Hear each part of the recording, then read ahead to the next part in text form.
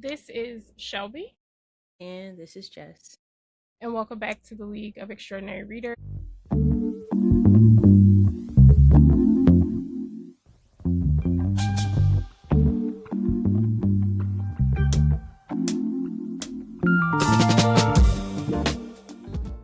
Today is our last episode for Black History Month, and we have Irving Weathersby Jr. I always slip up at the last bit of your name, and my It's all mind good. is always fighting back. But he is the author of An Open Contempt, which is a phenomenal book. So we are super glad to have you. How are you this morning? I'm good. Happy Mardi Gras to y'all. Yes, happy Mardi Gras. Yes, happy Mardi Gras. And all the things. There's a whole bunch of stuff today. It's like Ramadan starts tonight, Lunar New Year, Carnival Tuesday in the Caribbean. It's everything today. Yeah, yeah. We're celebrating. Yes, for sure. And For we sure. finally got some like fake decent weather here on the East Coast. So that's something to That is celebrate true. too. Mind you, it's pouring here. Really? Yes, it's bad. Angelinos don't know what rain looks like, so it is it's very weird here, and it's flooding. Like the Trader Joe's by me is flooded. um, Dang. there's some couple restaurants that are flooded. It's kind of wild. It's no I'm good. glad you could swim, friend. I'm glad You you could know, swim. you Cause know, might need a rowboat, something at this Mhm. point. It's no good. No good Yeah, at yeah. all. So we swapped weather systems. Maybe because we've been making fun of y'all for how cold it is. Probably. It's been crazy. Yeah, I that bet. like 2 degrees the other day. I was like, oh baby, this is what hell is. Hell is not hot. Hell is actually cold because Ooh. it's Hmm. painful. Like it was Yeah. like I was upset. I had to be out there. No, it's true. It's like when your face is just frozen. It's just like you don't have a facial expression anymore. It's just kind of, it's strange. Yeah. It's Yeah. a being that cold is it's aggressive. It's like you want to sue somebody, but how do you sue Mother Nature? How do Oh, you call her to Literally. the front? Be like, "Hey, girl." Or it that's makes me enough. think of what's that cartoon movie? Was it The Year Without Santa Claus, where the Heat Miser and the Snow Miser were fighting? Like, I kind of want to tell her, "Come get her kids. Come get your children, ma'am. Yeah. They're out here doing a whole lot, and I would prefer not Crazy. to." It is. That's crazy. But yeah, thank you for joining us, Irvin. I want to say this book is like absolutely phenomenal, especially as someone that uh is in the art world as well and has studied art. It's just really, I guess, validating in a sense to read work as such that is talking about art monuments around the United States and how it pertains to our history and how we don't necessarily get the same respect as Black people Hmm. when it comes to our art and how it is respected in the art world. So I think there was such emphasis. We briefly talked about this. You being a New Orleans native and now you're in New York, two very cultural and art hubs. I would say very rich in both. How did that shape how you approach this work? First I want to say thank you for reading. Thank you for appreciating. Thank you for engaging with it deeply. Um, One thing about New Orleans, and I didn't really appreciate this until I left, is how artistic it is, how culturally rich it is, and you just grow up in a place, and you're like, okay, this is my hometown, but when you leave, you're like, oh wow, like there's no other place like this, and so when people ask me like, how did you come to this? How did you think about art? Well, I was like, I guess I was just surrounded by art my whole life. I'm not necessarily an art historian, although I wouldn't mind going back to school and kind of studying it more intently. But that's just my lens. That's just the way I kind of perceive the world through art, and not just art in the physical form as well, like music, movement, um, and so that's kind of how it came about. And coming to Brooklyn 17 or actually 19 years ago, such a cultural hub it has been for years, and I was just able to kind of just like slip right into that. But as I really got into this, really all of the places that I've lived have kind of informed, the way in which I view the world, the way in which things kind of make me curious. And so that's kind of one of the first things that hit me as I was in New York in 2017, and my city was changing. And when I say my city, I say New Orleans in terms of monuments coming down. I was like, look, I gotta go home. I gotta go see this. And so that really kind of was the first impetus, and I realized I had been doing this my whole life. Nice. And are there any spots back home that really like pushed and propelled or inspired you whenever you went back home? Like anything that sparked this vision even more? I would say like some of the things that always get me is just like live music in terms of just thinking about like how that activates my mind, but also just like the scenery of New Orleans. Like every time I go home, it just kind of gives me goosebumps as I ride through the streets, and I am I engaging in public parks and City Park, and looking at all the grand oaks and going to the lake, the lakefront. But in terms of other like just like physical spaces like Treme, Congo Square, all of those places have felt like they've always charged me in a way that you leave different, or you leave feeling something more, because you just get a sense of history that is just like ever present in the street. And so you think about Super Sunday as well. Anytime you see a second line, there's so much of that is just everywhere in the city. And so those I often try to see those things when I go home, just to kind of reset and remember, the things that fed me. Nice, nice.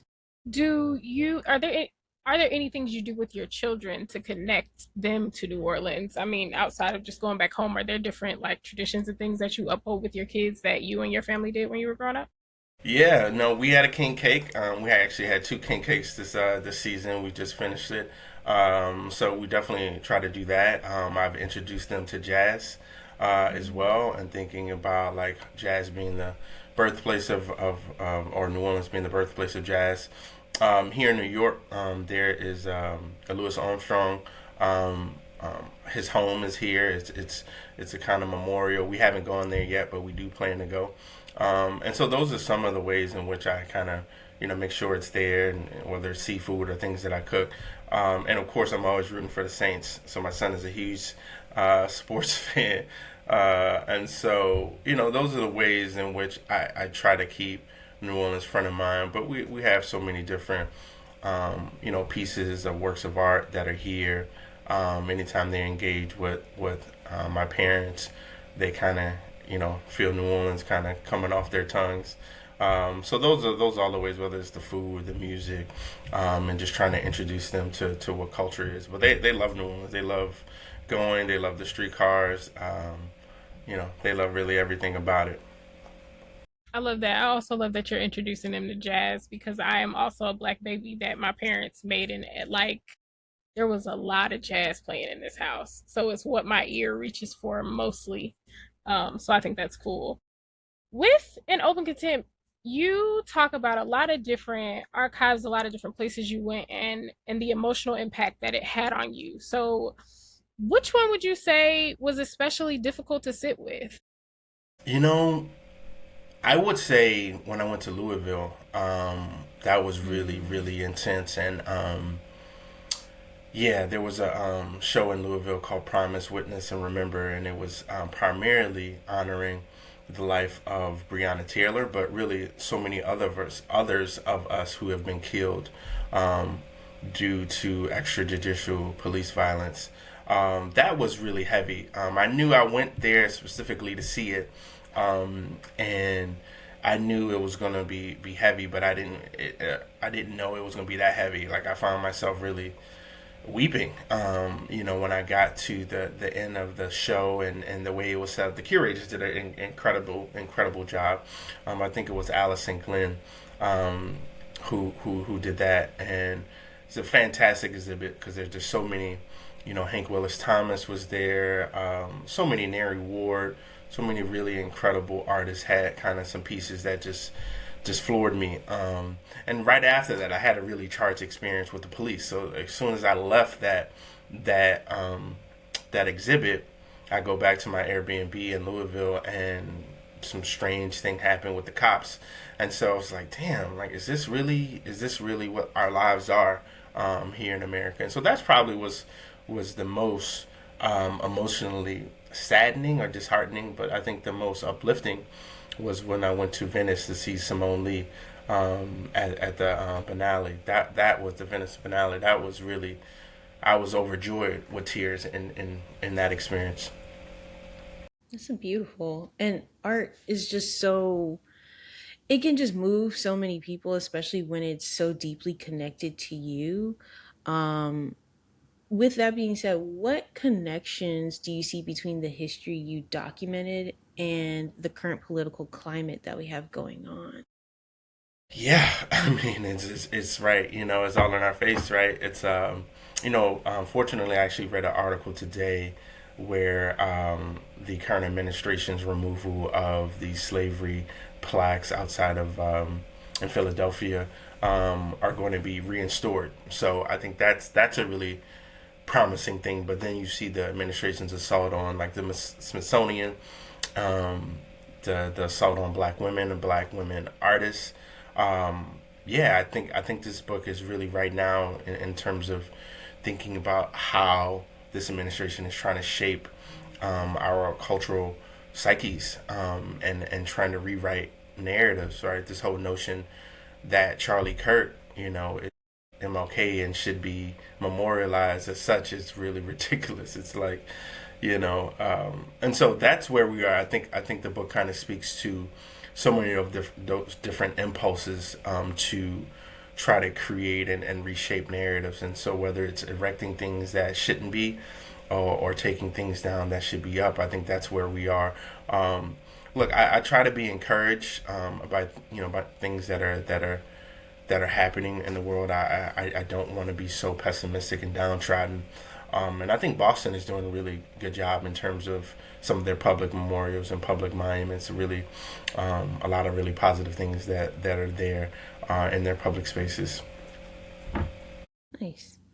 Um, with the current administration, are you scared to see anything specific being like tampered with? Obviously the Smithsonian, but are there any other monuments or art spaces that you're like, this is getting kind of scary, that we should be on the lookout for, as like people that are deeply engaged with text and reading and just art in general?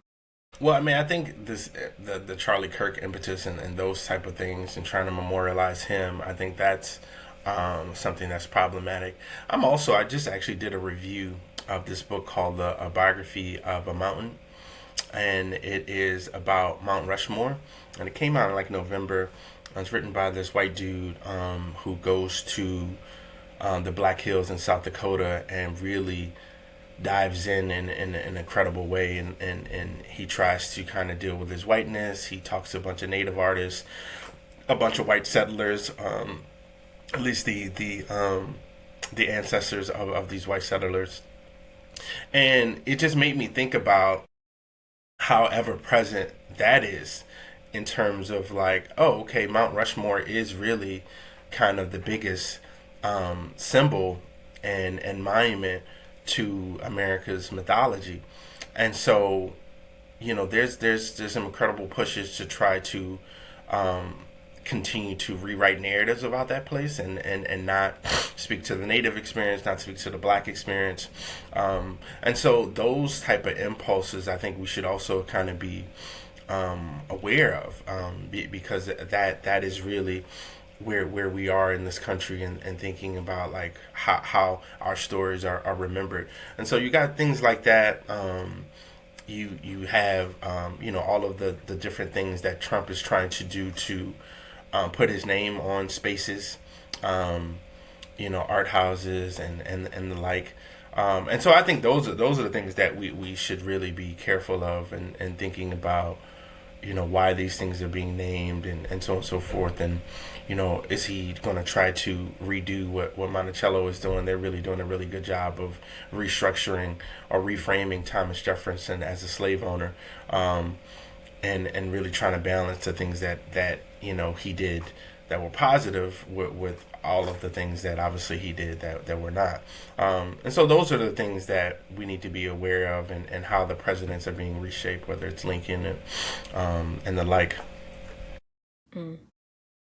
It also makes me think of, I recently read From These Roots by Tamara Lanier, who had to sue Harvard for the pictures of her ancestors, Mm-hmm. and how that's even a way for them to control history, right? Like, in my mind, it was simple. Like, why wouldn't they want to talk to her, right? Like, there's a descendant, there is more history that you can get.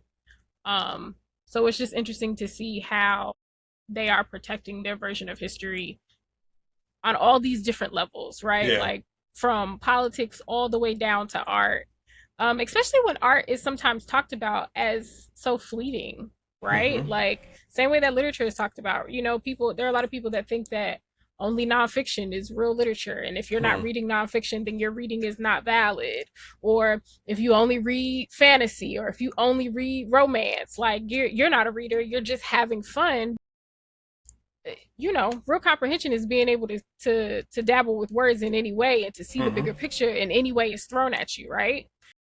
So it's interesting to see. As a husband, father, brother, and son and teacher, how did writing this book change you? Changed me in a lot of ways, honestly. It definitely made me think differently about the conversations I'm going to have with my children, and the conversations I want to have with them in terms about where this country is. Thinking about Juneteenth, and what that means, and how to honor that for them. And I think I'm fortunate enough to live in Brooklyn, live in New York City. We have a really progressive city, progressive mayor, where we can talk about things openly. And this book, really forced me to think about, okay, well, what are the things that I'm going to share, I'm willing to share? What are the things that I'm going to put on the record that are going to affect my family, in a larger sense? My wife's in the book many times. And so all of these things, I think there's some issues. My uncle, there's he didn't necessarily, at least one of my uncles didn't necessarily love his portrayal in the book, and he's still not speaking to me. So that has changed some of my family dynamics. And I'm yeah, I was really kind of upset initially, and I still am, that his feelings are hurt. But it's like, look, man, this book is larger than us, and I didn't intend to harm you, and intent is not the same as impact. I recognize that, but once you apologize and try to make amends, that's I try to move on. I don't like to linger. And so those are all the things that how the book has changed me. But I think also just even being in conversation with people like y'all, just being on tour, being in spaces and seeing how people are seen, has really kind of changed the way, and me thinking about my own impact, and thinking about why these books are important. I've recognized that there's spaces in this book where I'm using the collective we. I know it's a memoir and essays, and I talk about I, but there's many spaces where I say we, and it really has impacted institutions, people in a larger sense when I speak in that collective. So that's been encouraging for sure, just to be in community with folks, and to allow people to be seen. That what do you plan to write next? Like, are you gonna stay in nonfiction? Do you have plans for not for fiction? Like, what's that look like? Well, I'm gonna write everything. I mean, your favorite writers has always written everything, but and my next project is a novel that I'm working on, and it's actually a road novel set in Mexico, with four black men who are questioning their sexuality, questioning what it means to be an artist, questioning what it means to be black in any context. They meet black Mexicans, they meet a bunch of other artists, and these are this experience, or this book, is inspired by some things that I've had, that I've done. I studied abroad in Mexico when I was an undergrad, and I've traveled throughout Mexico a lot, and so that's the next work. But I still have some essays that I'm working on. I got a review that's coming out. I got some poetry that I'm working on. I have a couple of nonfiction ideas. I mean, the goal is to really, put my head down and work as much as possible with this time that I'm given. So yeah, I plan to keep going. Well, that makes me excited. I love that authors now are trying to write a little bit of everything because there are a Mhm. bunch of authors that kind of like stick to this thing, and I'm starting to feel like they're giving us the same book over and over and over again in a different Yeah. font. And I'm like, come on, like you could do more. Give me Stretching it. more. Yeah. Yeah, like Yeah. do more. So I'm glad to hear that your intent is to do a lot. And the novel, we need that in black men's hands by tonight. Yeah. Self Yes. reflection. As Yes. someone that is dating, self reflection is a lost art. Yeah. And for Yeah. No, selfish for real. reasonings, we need to. I will be handing that out like pamphlets on the corner. Okay, I appreciate that. Look, I'm gonna call you're you. I'm gonna welcome. call you out on that. But no, I want. I mean, I write books that at least I try to write books that I hadn't read, and I haven't read this book where black men are trying to really grapple with friendship and what it means to kind of, self identify and to question it all. I like Yeah, that. Oh, go ahead. Sorry. I was just gonna say. I think there are a lot of black men that are looking for that. And maybe they don't Hmm. necessarily know how to word it. And I think because a lot of literature does do that for women, they don't necessarily know how to kind of flip that for their own needs, right? Like they need the representation also as well. Hmm. Because when they ask me for book recs, I'm like, I'm gonna try, but I don't know. Like I don't know where to point you. No, I I'm feel you. trying though, you know. That's not like classic literature. Like they want something of today Hmm. that Hmm. can speak to them. So that's gonna be. I see that doing very very great things. It's So interesting. Are you a big traveler also? Because, like, when in your book, you're touching on like different places also yeah, outside of the US. Like, are you a big traveler just based on like you studying abroad and this book being based in Mexico? yeah. Well, traveling is my love language. Mm. Honestly, that is what feeds me. The first time I went to Mexico, guess I was 19. It's the first time I got a passport. First time I really had traveled anywhere outside of the U.S. and it just unlocked something in me. And it just made me get a larger sense of self as a Black American, especially in other contexts. Because when I was there, this was the early 2000s. I was walking around and it was strange because people viewed me as like a celebrity or like this almost rich kind of weird kind of almost alien, and I never, just as a black man growing up in the South, I'd never really experienced that gaze. And I was like, oh wow, like there's other ways in which I could be perceived. There's other ways in which the world can appreciate me. And that just kind of really opened me up to just everything and just so many cultures, which is one of the reasons why I love living in New York City and being able to kind of engage in so many um, different cultures, different people. I mean, our mayor is Muslim, right? And to being able to expose my kids to that. My wife is East African, and so that's just a part of who I am. I'm a citizen of the world, and I always will be. And so that's kind of what feeds me. I'm a, the if I had to define myself, number one word that I would use would be curious. And Mm. so I always want to kind of explore and have my eyes open to the world. I like that. I like traveling. Traveling's fun. It like really we talk about this, me and Shelby, traveling through books and as well as Hmm. physically traveling is like it really does give you a different perspective and it also helps you more empathy, Hmm. like a lot of people lack that. And I think there's that understanding and comprehension of like wow, people live different lives and this is how they interact with us or this is how they react to things. Like there's so much that goes Hmm. into traveling that you can learn from. So yeah, I'm always gonna travel. Nice. What's your favorite place that you've been to? That's I mean, there's so many places. There's so many places I want to go. I mean, the cheat code, and this is probably the easy answer, is Mexico because I've been to so many different cities in Mexico. Like Mhm. I really want to live in Mexico, but that would be great for me. But there's so many places that I really enjoy, and so I've been to, in terms of like beauty, Hawaii was really good, although I like to call it, Polynesia, because when you go there and you realize, like, oh, okay, and you understand the history of imperialism, and you meet, Polynesians, and you meet other folks, you're like, oh wow, there's a whole culture here, and so that is not American. But that's one of my favorite places as well. But all throughout the Caribbean, you know, I had a really awesome time at Afro Nation, in Portugal, on the beach of Portugal, South Portugal, which was incredible. But there's so many more places I need to go.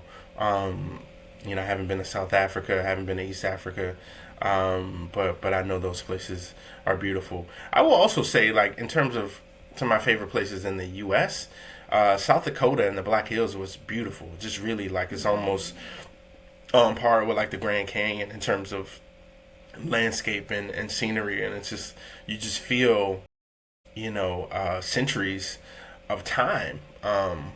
You can you can see, like, this is how Earth was formed. Like, these things have been untouched for thousands of years, and it's kind of just really majestic. So I need to travel more.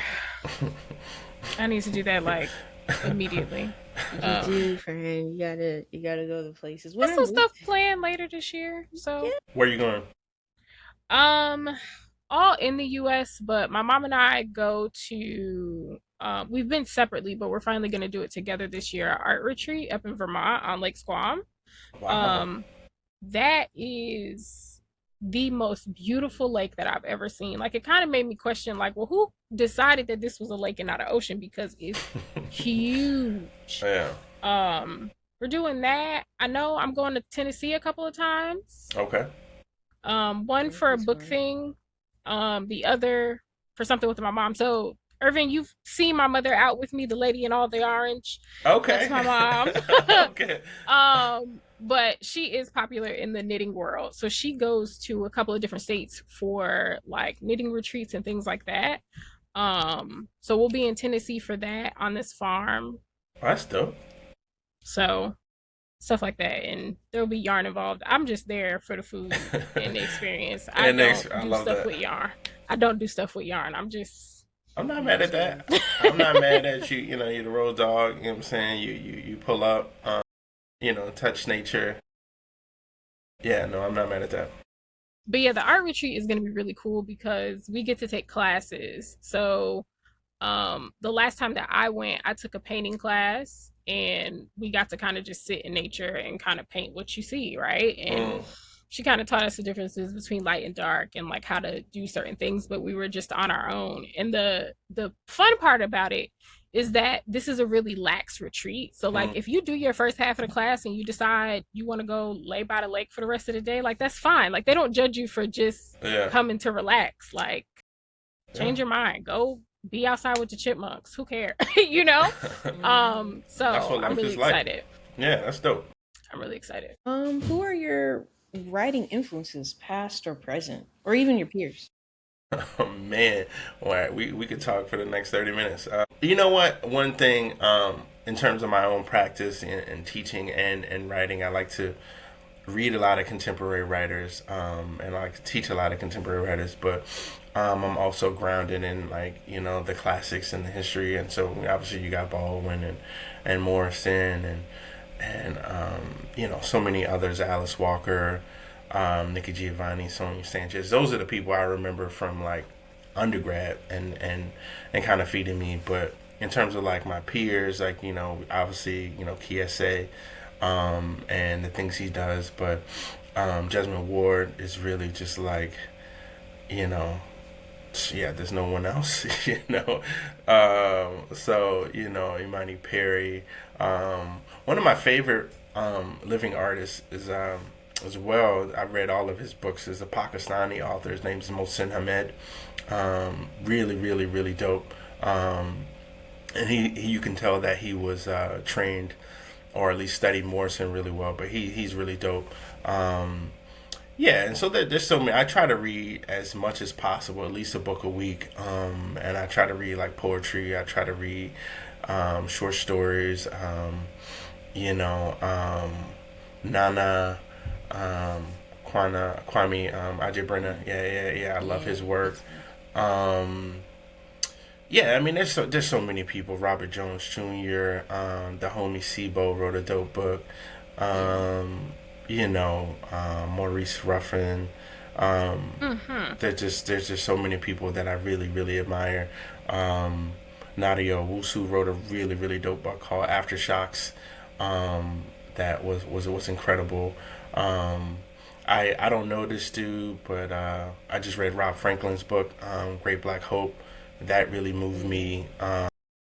So yeah, I try to I I've been grounded and I feel like I had a really great education in literature in terms of the classics and the Emersons and the Faulkner and all that, and that's cool, and I could pull from them, I could pull from Shakespeare, but like I spend most of my time kind of just reading black and brown folks, so yeah, those are the things that really kind of speak to me, to try to the things that are I guess trying to illuminate my experience and experience of my students and people that look like me. And so, like I said, I could probably keep going. Um, really, really huge a fan of, Roger Reeves is a dope poet that I like. Mm-hmm. Um, so many, Vivi Francis. Um, yeah, I mean, I could just keep going, but. What are you reading currently? So I'm reading a couple books currently. Ricky Fain. It's called The Devil Three Times. Mm-hmm. And I'm into that. I'm reading Mother Mary Comes to Me by T. Roy, Alvin D.T. Roy. It's really interesting. It's really um, intense book in terms of like her thinking about her mother and growing up. So those are the things that I'm reading now. But I just taught um, what did I just teach? I just taught Hunger by Roxane Gay. Um, I got Carvel Wallace's book coming up on the syllabus. Another Word for Love. And when I say I'm teaching these That's things, phenomenal. yeah, Another uh, word for love is Jess, did you read that? Not yet. Oh, okay. it's Push that up. Thanks. you should listen to it. I also like to listen. I like to ingest books, especially when the writers is like a memoir or nonfiction and they're reading it. I like to listen to them Mm-hmm. because you get a different sense of like the language. Um, that's so yeah. There's so many writers that I admire. I I like want to say listening you to your did book a actually. It yeah, I was was gonna really say good. I you did a Well, very thank good you. job Yeah. because I recently listened to something else and the author read it and I was like, he should not do that no more. The book is phenomenal. He should Yeah. not I do meant that to. ever again. He should not do that. And I I mean meant to that from text. the bottom of my heart in the best way possible. He should never. No. Yeah.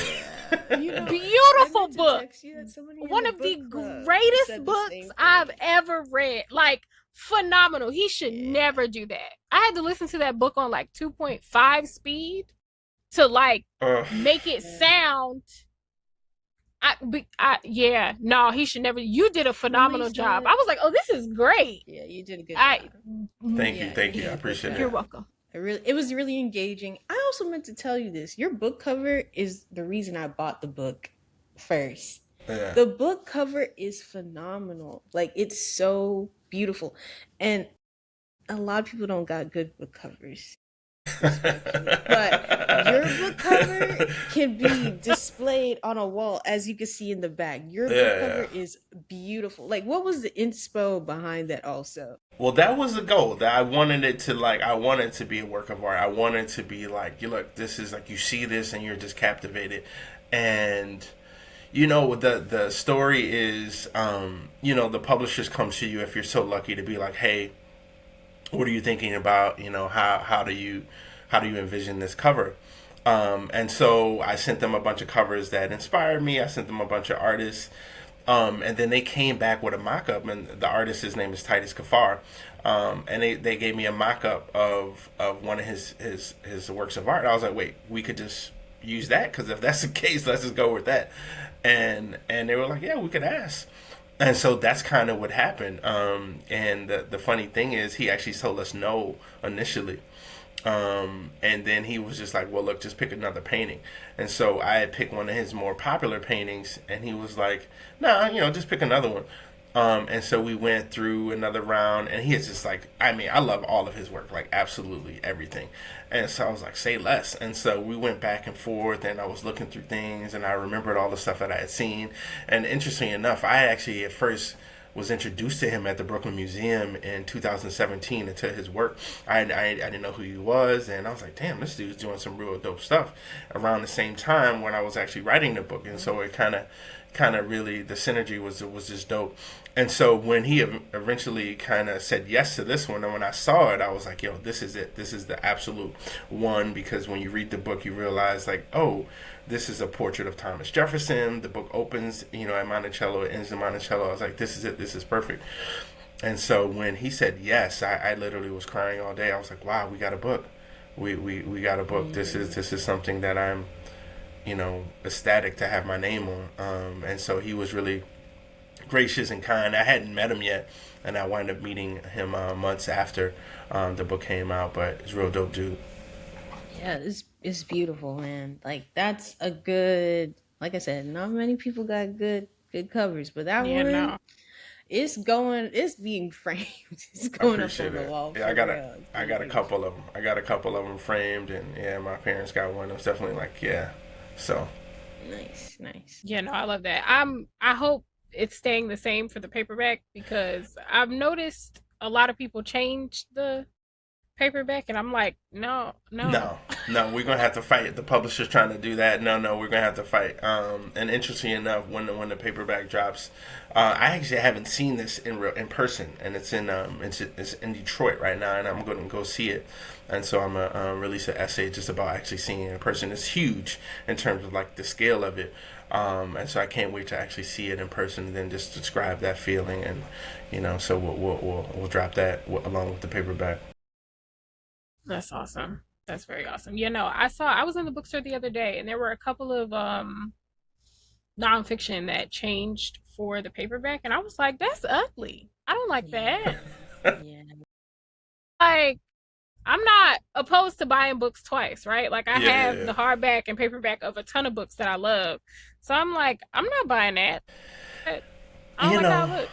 yeah, I don't quite always understand the calculus of that. And I know that writers don't always have The so same. much, yeah, say in it, yeah. but there's some real strange decisions that have been made, and what the publishers are thinking, or what, or here or there. So you never know. Yeah, I also like some UK covers too. Hmm. Yeah, That's same. that's the thing. Like you'll That's a see, for thing. example, Seven Daughters of Dupree. Yeah. I like the US cover, but I also like the UK cover. That's probably the first time in a while where I've liked both. But Both. usually I look Hmm. at UK covers and I'm like, well, I want that. Yeah, like Yeah. how did they get the energy over here? Like why is this like? Like who do we have to talk to or bully to like bring get whom like that's nice. And Same why with is it different? That's what I try to figure out. You say, why is it different? Yeah. mhm. I mean, so UK presses, they have their own internal team, they have their own kind of marketing, and they have their own ideas of how they want to kind of sell it, and so that's all it's really about. But like I said, writers don't always get a say, in those decisions, and sometimes you have input, sometimes you don't. But yeah, Very. Because now I'm thinking James by Percival Everett, the UK cover to that one is nice. what is the UK? I haven't seen a UK cover of that one. I Hold on, remember because when that he was a nice got one. uh Let me see if I can pull it up. UK James cover. Because I mean, I think the US cover is fine. It's not like it's it's no, a. the US cover is nice, but I liked it. It's orange. It's Yeah. Oh, I'm got looking at it. Yeah. I thought, and if I remember correctly, the it had like sprayed blue edges. Yep. Yeah. Yeah. Yeah. Yeah. I actually There like was this one too. And I was more like, there was more like I don't know. It was a little bit more engaging, but I do like James like the US cover because it just has like a little. I Mm-hmm. think knowing the story too, the story is very unassuming because it is a retelling. Yeah. I think the cover Yeah. is unassuming as well. Like you don't know that James packs a punch until you read it. Until you get into Yeah. it. Yeah, yeah. No, that's Yeah, fair. and I think if the cover had been anything other than what it is, it maybe would have given away the shock of it all, you know? Mm-hmm. Yeah. Mm-hmm. So thinking about it that way. But Hmm. Percival ever could write down his grocery list on a balled up napkin and I would read it. Yeah, no, I agree. I should also throw Percival in there. I will say, I love James. I love what it's gotten, but I also don't think it's his best book, which is kind of interesting in terms of like how we often get celebrated, for interesting reasons in terms of like the industry, when they finally start paying attention to us, because this man has been the goat forever. Yeah. Um, Right. and so, but yeah, no, I'm super happy that he's What's getting all these. what's your favorite book by him? I mean, you got Erasure, you got The Trees, you got one of my favorites is I'm not Sidney Poitier. Yes, it's That's a really so good. Oh my that's a gosh, it's my favorite book since last year's book. Oh my gosh, it's so good. that's a really really funny one and fun one. Yeah. Yeah, no, I mean Telephone. He has a lot of really good books. And look, just as a writer, from like the understanding like what's on the other side of the publishing industry, and recognizing how it's almost like he has to signify to white culture to kind of get awarded is a little tricky. Like why he wins for you know retelling a white story that America loves, through a black lens, of course. But it's almost like, is that kind of how we have to kind of talk to white people, or talk to the publishing industry, like draw, drop a black character or a white character in it, and then now he's like, oh, okay, maybe we'll get down with you. We haven't been rocking with all the other stuff, and obviously it was coming off of American fiction as well, and I think that was an incredible adaptation of an incredible book. So I feel the same way about Walter Mosley. mm, yeah, He is like one of our that's a good living point. greats, and he is not celebrated half as much as he should be. And talking to him is so much fun. Like you can he's one of those like he's every black uncle you've ever had or met, right? Like he's mad laid back. Yeah, yeah. He'll talk to you about anything. But it's like you can kind of see his genius working, Mm-hmm. like talking to me, you can just see the wheels turning and that sort of thing. But people act like he don't even exist for real. Yeah, he been doing this for a long time. Yeah. And Mm-hmm. so look, that's, I mean, we recognize we live in this culture. We're all somehow still on the plantation in some form of fashion, right? So Yeah. Yeah, no, it's crazy. We could probably have that conversation about a ton of black authors. Uh, what book was that I read a couple weeks ago? Valerie Wilson. I forget her other Jared. last Juanita. name.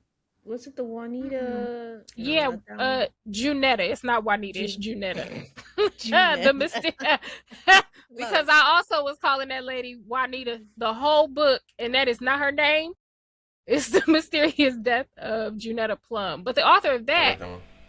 I thought like new to me, like I saw that she's a local to New Jersey author. And after I read it, I was telling my mother about it, and she was like, "What name?" And I told her, and she was like, "Go look on the bookshelf out there. Like her books are out there." And I was like, "I would Mm, have never known. Like, would have never known. You just would." I mean, and you know what? And look, I think that's also just the industry too. I'm not just making a black thing. I think sometimes you need to write like 3 books, 4 books before people catch up to you, and be like, oh, this dude's been doing this for a minute, or she's been really killing it. I Right. remember a really good friend of mine told me about Jesmyn Ward and how she had been publicly like tweeting that she was a failed author after like her first book, and I was like, wow, it's crazy to have that perspective. Like years later, she has 2 National Book Awards, and she's like the goat that she is. Cheese. There That are only woman. two people on this Mm. planet that if I met, I'd probably act a complete and utter ass. It's Beyonce and Jesmyn Ward, like with scream in her face. I had like, girl, do you know? Do you know who you are, girl? Do you Yeah, know? yeah. Let me tell you, in case you are unsure, an ass. I wouldn't be embarrassed, but my people might be. Definitely my mother. My mother gonna be like, I promise I did not drag her up. I raised her. I promise I did. Yeah. Jasmine Ward is. She's just amazing. Like, Yeah. I can't wait for her new book. Honestly, can't wait. Same. Someone tagged me talking about something. They got the arc, and I was like, "Do you hate me? Why you ain't get one for me too? Like, what you tagging me for? You know I want it, right? Like, you're not passing me a phone number, an email address, or nothing. You just brag." You want me to cry online? That's what you want me to do. Right. You want me to be sad? But yeah, no. Jasmine Ward and Beyonce are the two people that like I would meet and like act like nobody cared about me all my life. Because Jasmine Ward, you want to know another author that I probably would have like a similar reaction to? LaToya Watkins, because Paris changed my brain chemistry. Like Paris changed me in ways that it was like I read Parrish and all of a sudden everything in life made sense. Like I was like, oh, I get it now. That's dope. I understand. Anyway, so I need to thank her personally too. I'm gonna say pull up. Right. I hope she's going on book tour. If she's going on book tour, I hope so. Just know I will be in the front row of wherever with a sign like, "It's me. I'm your fan. It's me. Forget about all the rest of the people. Me." I'm here. People will talk about her enough, honestly. They really They don't. They don't. And like you said, maybe because this will be her third book, maybe it'll, Yeah, people catch up, People will catch up because even her collection of short stories, and I usually don't like collection of short stories because I used to feel like they weren't enough, right? But Holler Child has such a distinct and prominent through line that like it is enough. It just yeah. So good. I mean, some of these collections are just, you can't be different afterwards. I mean, you can't not be different. Like you think about Disha's collection, or you think about Nana's collection, Friday Black. There's a couple that are just like, oh well, damn. I am forever changed. But yeah, we got Disha's novel. We got advanced copies for it, and like every time someone asks one of us for a rec, we're telling them about a book that doesn't come out till September. But that's all we got right now. It's such a great book. It's such a great book. Yeah, I'm like, some people who read it, yeah. She has heat on her hands. I don't know. I don't. And I think the part of it that I still think about is how much of a fun read it was. Like, although it's having like very deep conversations about the church, right? And it's kind of a like coming of age story for women, right? That it's okay to start over later in life despite societal standards and so on and so forth. It just was fun. Like I was laughing. Like, like it was so much fun to read. And that's okay. Yeah. Right. Like I'm the really book in excited itself to is see how nuanced. people respond to it. Oh. Yeah. If they don't respond nicely, Jess and I'll be so at the door engaging. cussing people out. Don't even worry about it. We'll be like, what you say? Read the book. It's you'll be better afterwards for it. Read the dang book. So, but no, it's it's a couple of authors that it's Jasmine Ward I just be wanting to sit in a room and listen to her talk. Like I don't care what she's talking about. It's all just like profound. Genius. Yeah. It is. Do you have a rapid fire, Jess? I do. We can go into that and then Let's do it. I'm ready. All right, so here are a couple ones. First off, just give me just an answer. You don't have to explain. You're just gonna go with it. All right. Hope I get myself in trouble here. I have Zora Neale Hurston or Toni Morrison. Morrison. Ralph Ellison or James Baldwin. Damn. I'm going to go Baldwin, but that's tough. Handwritten draft or digital draft? Handwritten. 100%. Nice. Would you rather reread your least favorite book every month or never write again? Reread. have unlimited conversations with a character you wrote, or unlimited conversations with your favorite, Favorite author? stuck in your favorite fantasy world or your favorite time period. Time period. That's it. I think you're Okay. the only. I like I think that. you're the only author that's answered time period. Everyone else has Yeah. said their favorite fantasy world. So, what's your favorite time period? I feel like this might be like a cheat code or a cheat answer, but I wonder if my favorite time period hasn't happened yet. Like I'm really interested in Black folks in the future, but I'm also, I mean, not to think about our experiences all like traumatic, right?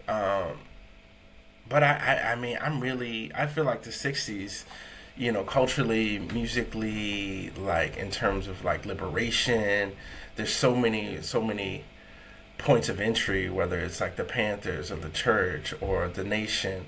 It was just such a charged time, and I just felt like I would have loved to kind of be working, on the front lines, as a Panther or whatever in some capacity, just to kind of fight for our liberation in a real way. Um, so, The music alone would have kept me in the Yeah. '60s too. I The mean, the the music alone. That's mostly what I listen to. yeah, Because that's what besides jazz, that's what my family raised me on. So, um, the music alone, the outfits too. I would have been fly. that Yeah. part, Yeah. that I part. would have been fly. Like, yeah, I'm trying I to see the Yeah. think of vision. if I had to answer the other part though, like the fantasy too. If I could cheat, if I could be like, well, what would be my other? my other- Now, for me, my yeah, immediate answer is Game of Thrones. Even though ain't no niggas in Game of Thrones, I was gonna This say like I ain't now. there, I it ain't in there. it ain't no niggas.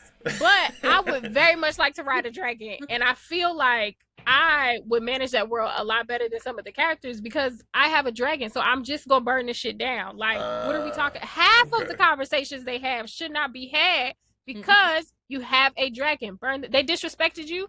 Tell them to go meet your dragon. yeah. So I could get down with that. I might pick like Wakanda. yeah, that would be Yeah. nice too. They ain't got no dragon. But just as like that really unfettered power and just like excellence of a Yeah. space. I think that might be where I might wind up. Also, might just be a little George R. R. Martin obsessed right now because Just a little. Sunday's episode of A Night of Seven Kingdoms Okay. had me in here sobbing like a baby. Okay, my mother looked over at me like, "Girl, it's a television show," and I was like screaming at the TV on Sunday. So that's why it's also at the front of my mind. Okay. Okay. Okay. Yeah. So hopefully Yeah. I answered. I'm trying to think of some other fantasy places like that I would potentially reside in.